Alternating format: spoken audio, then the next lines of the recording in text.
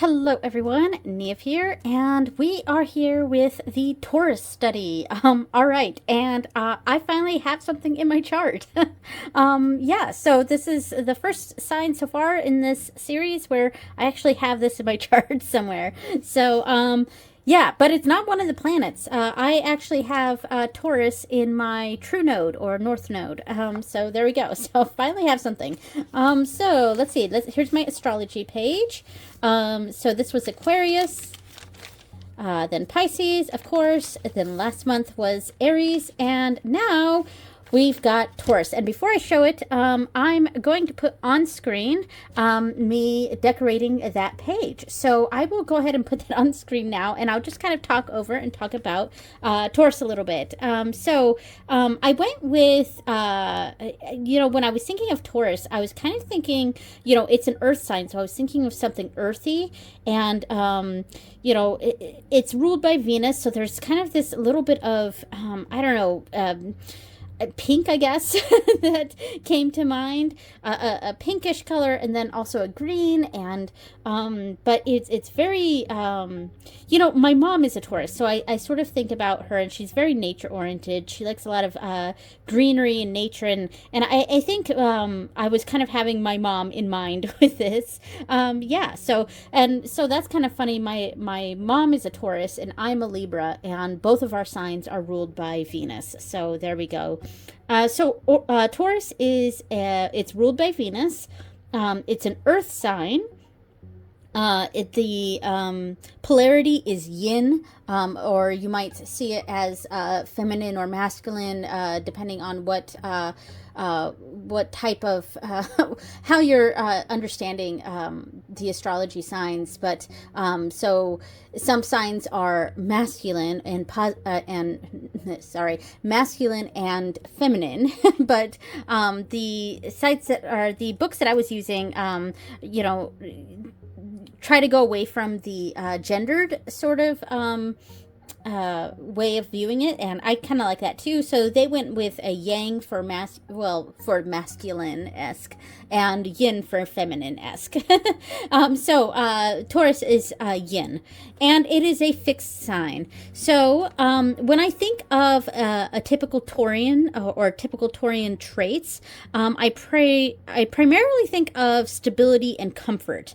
So we kind of, I think it's a common idea in our minds to have this idea of a Taurian that's like huddled under a blanket on the couch with all the comforts of luxury, I guess, and think of comforting foods and just being warm and cozy and that sort of vibe. So a Taurian's sense of comfort comes from a need for reliability and security. Emotional as well as monetary security are of utmost importance. Due to this, Taurians have a great deal of common sense, but may lack flexibility. They are a fixed sign, after all. They are also known to surround themselves with outward indications of their success and their accomplishments.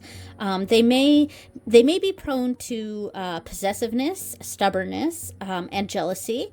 Ruled by Venus, they can be very loving and affectionate, wanting to show their loved ones that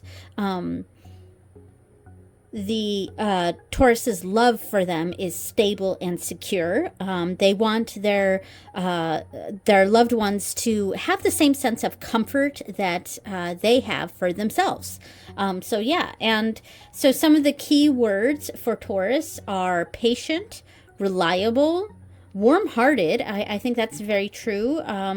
Loving, persistent, determined, placid, security loving. That's very true. Reliable, stable, jealous, possessive, resentful, inflexible, stubborn, self-indulgent, and greedy. So those are, some of the, more positive keywords there, as well as some of the more challenging keywords with Taurus. And of course, these manifest where it is in your chart and how Taurus shows up for you. So as far as tarot goes, it's associated with the Hierophant, the 5, 6, and 7 of Pentacles, and the Knight of Pentacles is what I wrote on here. Now, for the tarot associations, especially the court cards, I've kind of been a little bit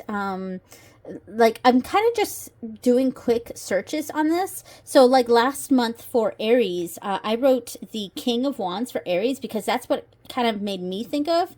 But I saw other sources that connected it to the, I believe the Knight of Wands, no, or the Queen of Wands. I can't remember which one, but it was one of the other, it was either the Knight or the Queen that it associated Aries with, where I have the King of Wands in here. So I don't know, it's the court cards are a little bit, it depends on who you ask, you know. So I put the Knight of Pentacles for Taurus. Now I kind of want to discuss where it is in my chart. So I find, like I said, I finally have Taurus in a spot in my chart. Or finally have assigned in my chart here. So my North Node, or the True Node, is in Taurus, and it's in the 11th house. A Taurus North Node may have a lack of confidence in their natural abilities and resort to kind of a feigned laziness instead of putting in effort. And my goodness, is that a call out to me? It's so much of a call out to me.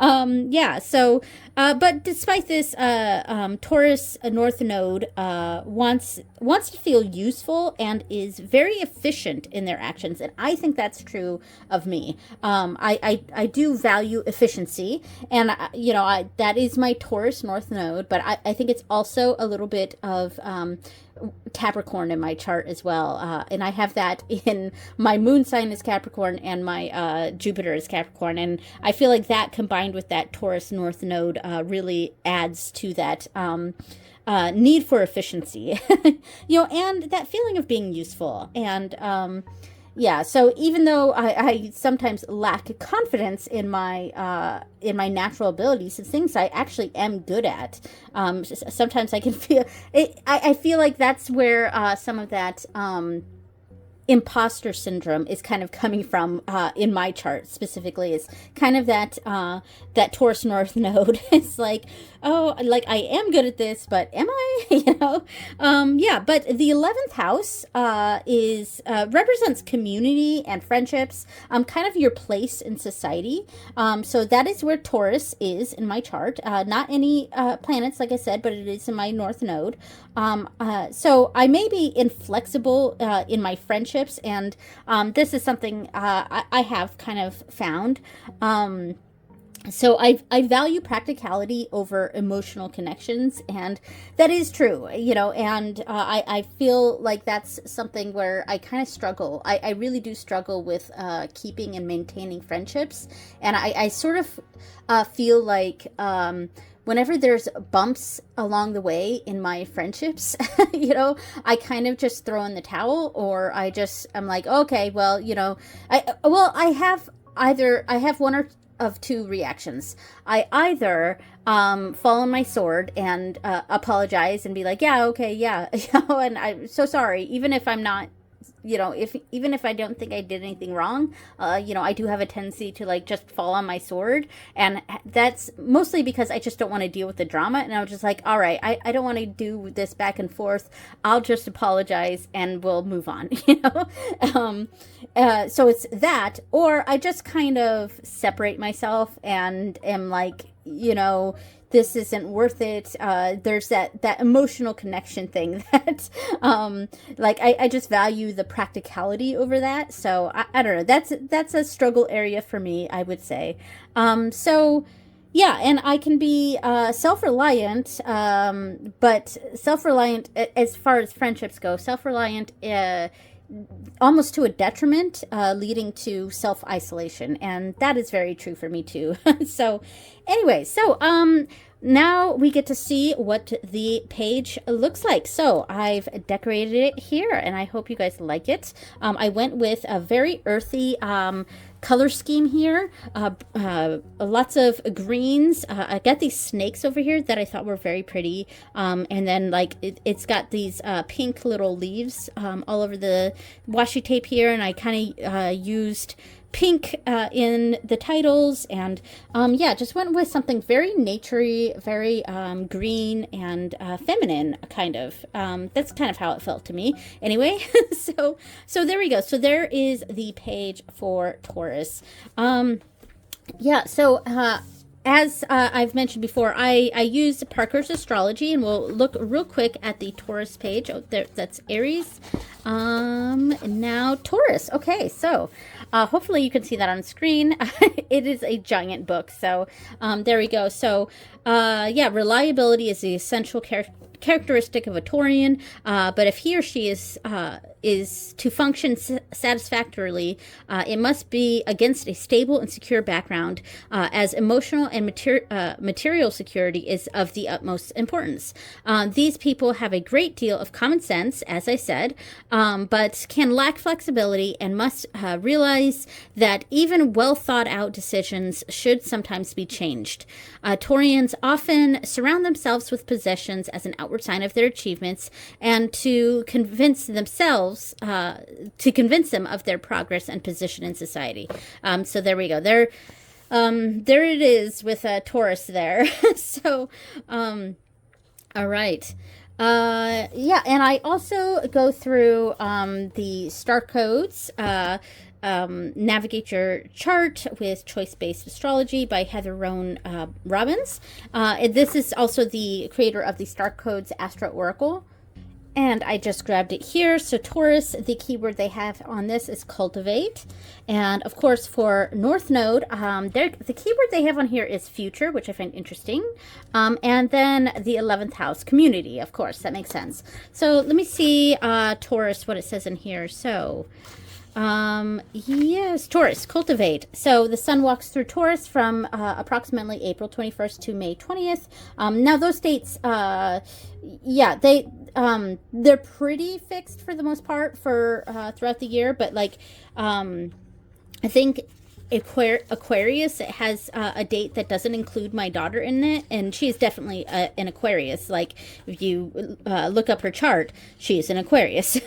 And because some of they're not set in stone, the exact start and end date, so you do have to look up each one. So Capricorn and Aquarius, yeah, because I think, okay, it does include her there. There was something else that I was seeing that wasn't including one of my kids, I think.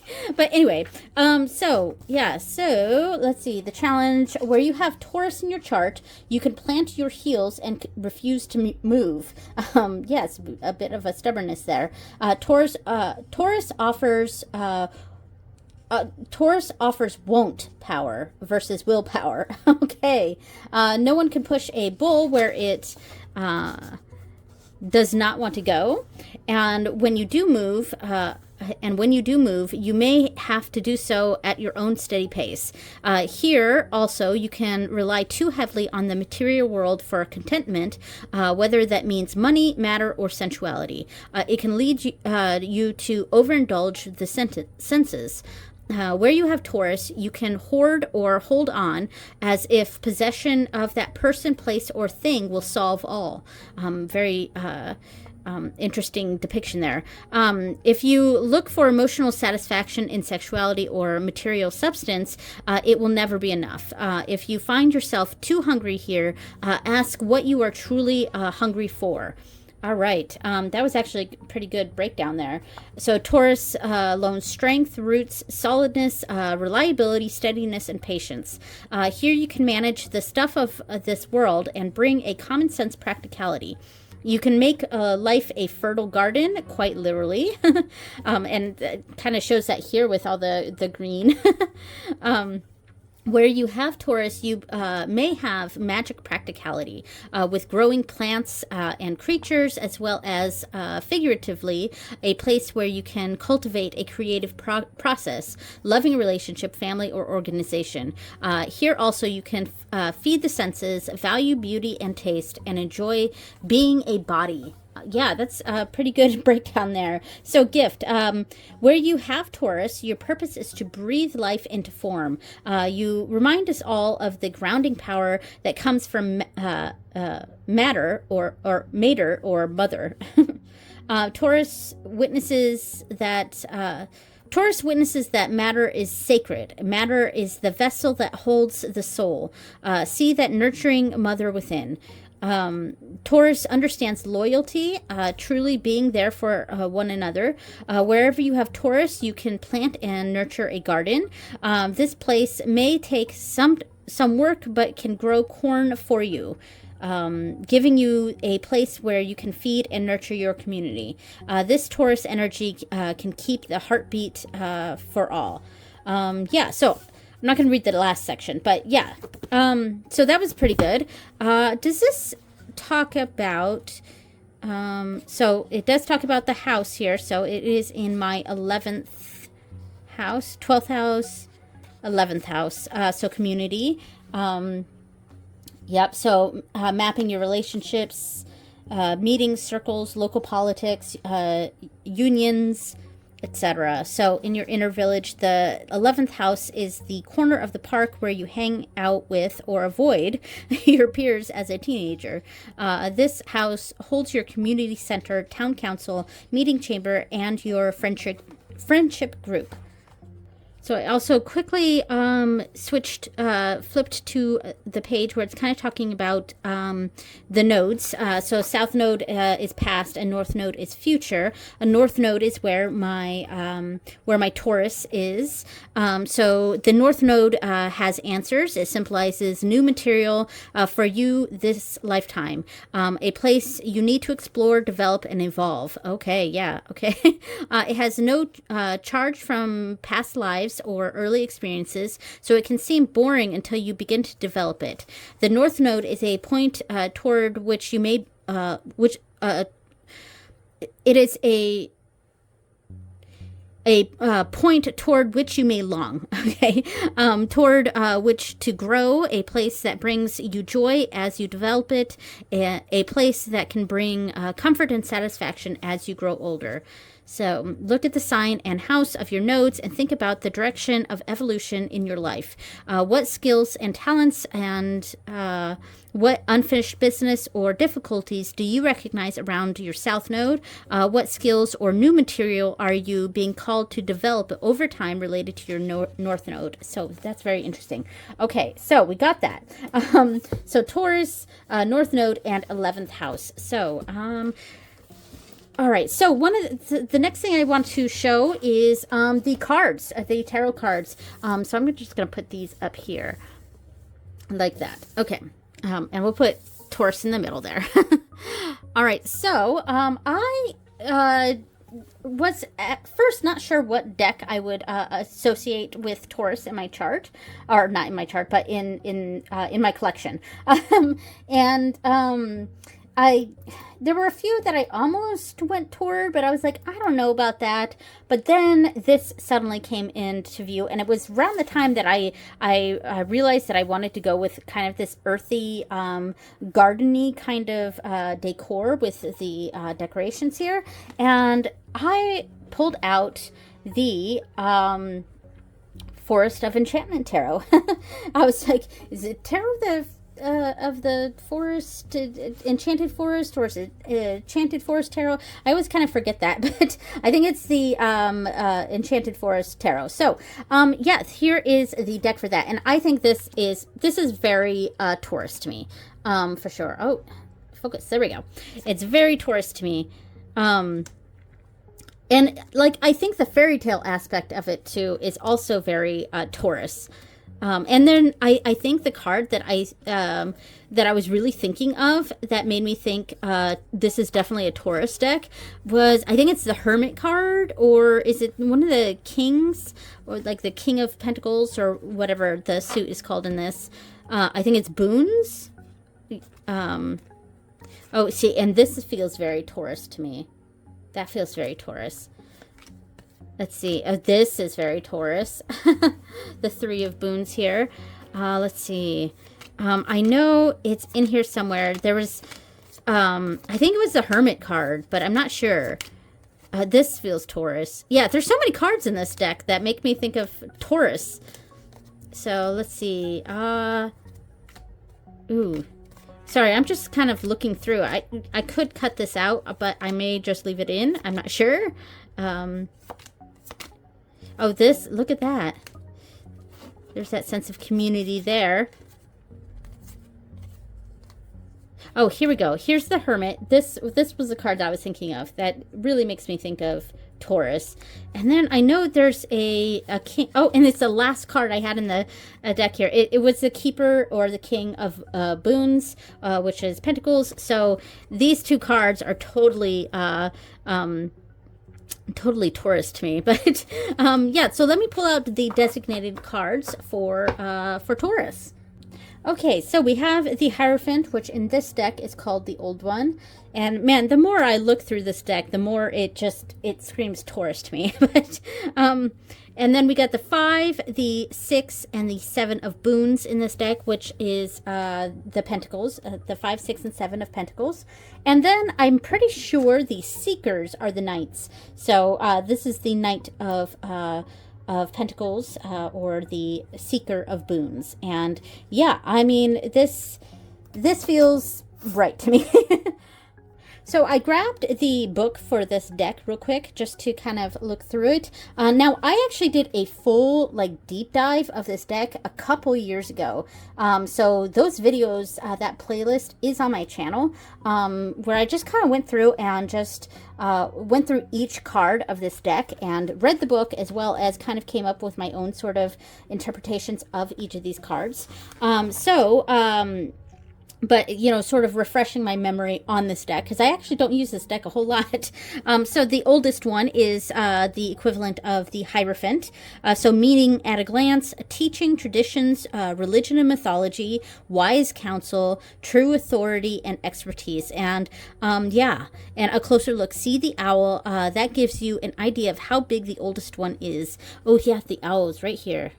So kind of a larger than life sort of vibe here, all encompassing. And I'm kind of looking at this in my thinking about Taurus people in my life, like my mom. My mother-in-law is also a Taurus, and so both my husband and I have Taurus moms, and other Taurus in my life. Just sort of thinking about their energies and that wise teaching. Wise counsel sort of energy and a true authority. Yeah, so then let's check out the 5, 6, and 7 of Boons. Now I do think this is separated into the numbers, so it's like all the 2s are in one section, all the 3s are in one section, etc. So the 5, 6, and 7 are not next to each other. So 5 of Boons. So I just kind of want to look at the quick glance on this. Oh, and make sure I'm in frame here. And this also gives us a good big image of the card. See if it's focused there. So the 5 of Boons. So of course we have that poverty, the needing feeling, feeling excluded from comfort. So it's kind of the challenge that the Taurus is trying to overcome, because this card can well, I mean, it can often represent those awful feelings like misery and self-pity and also a sort of stubbornness, because I kind of think of the 5 of Boons as would rather well, I guess it depends on the reading, of course. I want to be careful with my words on this one, but it can represent a sense of not asking for help, or not or being so stubborn that you've kind of locked yourself out from what's beneficial to you, you know what I mean? So that's sort of stubborn to a detriment sort of feeling. And of course that's in this very specific context, this also represents a sense of poverty that is just down on your luck, sort of, or being oppressed, sort of energy. So yeah, so that was the 5, 6 of boons. Oh, this, look how Taurus that is. So help graciously offered and gratefully accepted, generosity, benevolence, caritas. I don't know what that word is, but so a closer look. Rabbits have a reputation for shyness, but they will overcome it when necessary. And I don't think I read the closer look here for the 5. Finding strawberries in the snow is a task often given to spiteful storybook stepmothers. Magic fruit can only be found by those who are generous and kind. Okay. So, and then the 6 of boons, a closer look. Rabbits have a reputation for shyness, but they will overcome it when necessary. And my goodness, does this feel, this feels like warm and comforted and secure, yeah. And then we've got the 7 of boons. Okay, lots of different options here. The 7 of boons, though lots of different options. I guess a bit more 7 of cups, but yeah. So meaning at a glance: patience, timeliness, waiting for obvious directions. Yeah, okay, and recognizing the best option. Okay, so. Yeah, a closer look. Each door bears a different symbol placed there by magic. Which one calls to you? All right. So, and then the court, let's see, the seeker of boons. And this lady makes me think of my mom a little bit. So character traits: good humor, steadiness, dependability, practical and patient, earthy, adventurous in a modest way. Shadow traits: a worrier, takes on too much, hard to roust out of habits, and that makes sense, and can be a bit plodding. So there we go. So those were all the cards that are associated with Taurus, and we have Taurus in my chart. It's in the North Node in the 11th house of community. And I chose the Force of Enchantment Tarot, and this was the ultimate page for it. All right, well, that was my Taurus study. Thank you so much for watching, everyone, and I will see you next time. Bye!